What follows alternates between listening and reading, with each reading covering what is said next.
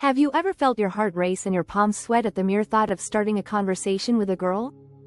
It's not just you. This is one of the most common challenges guys face. But here's the good news. It's absolutely possible to overcome this anxiety, and I'm going to show you how. By the end of this video, you'll have a clear strategy to turn fear into confidence when talking to girls. Let's start with a little honesty. If you've ever felt like everyone else seems to have it all figured out while you're stuck struggling to find the right words, know this: you're not alone. Social anxiety, especially in the context of talking to someone you're attracted to, is incredibly common. Even people who seem naturally confident have had their fair share of awkward moments. For me, the struggle began in high school. I'd see my friends casually strike up conversations with girls while I'd stand frozen, rehearsing what I might say but never actually saying it. The fear of rejection, the possibility of embarrassment, it all felt too overwhelming. I told myself, maybe I'm just not that kind of guy, and that mindset kept me stuck for years. But here's the twist: this fear isn't permanent. I learned a simple mindset shift that not only helped me overcome my anxiety but also allowed me to connect with people in a way that felt genuine and effortless. And today, I'm going to share that secret with you. So, stick around, because the answer might surprise you. Here's something most people don't tell you: anxiety isn't your enemy. It's a signal. It's your brain's way of preparing you for something important. The problem isn't the anxiety itself, it's how you interpret it. What if, instead of seeing anxiety as a reason to avoid talking to someone, you saw it as a sign that you're about to do something meaningful? This shift in perspective changes everything. But before we get started, make sure to like this video, subscribe to the channel, and hit that notification bell so you never miss out on life-changing tips like these. Now that we've reframed anxiety, let's dive into the actionable steps you can take to overcome it. Trust me, these steps are simple, but their impact is profound. Step 1. Recognize and challenge negative thoughts. Most anxiety starts in your head. Before you even approach someone, your brain floods you with negative thoughts. She's too busy. She won't be interested. I'm not good enough. These thoughts are not facts. They're just stories your mind creates to protect you from discomfort. But here's the thing: they're almost always wrong. To break free, you need to challenge these thoughts. Ask yourself, is this thought based on reality, or is it just my fear talking? 9 times out of 10, you'll realize it's just fear. And once you recognize that, you can start to act in spite of it. Step 2. Start small and build momentum. Oh, you don't need to dive into deep, hour-long conversations right away. Start small. Practice saying hi to people you pass on the street.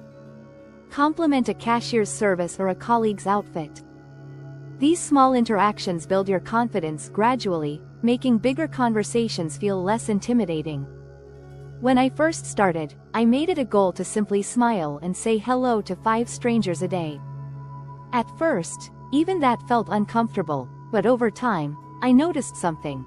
People responded positively. That simple act of acknowledgement opened the door to longer, more meaningful conversations. Step 3. Focus on them, not you. One of the biggest reasons we feel anxious is because we're hyper-focused on ourselves.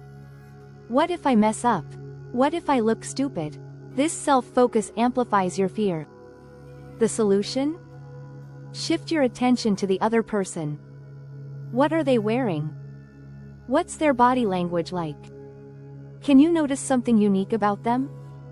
When you're genuinely curious about the other person, your anxiety starts to fade. Why?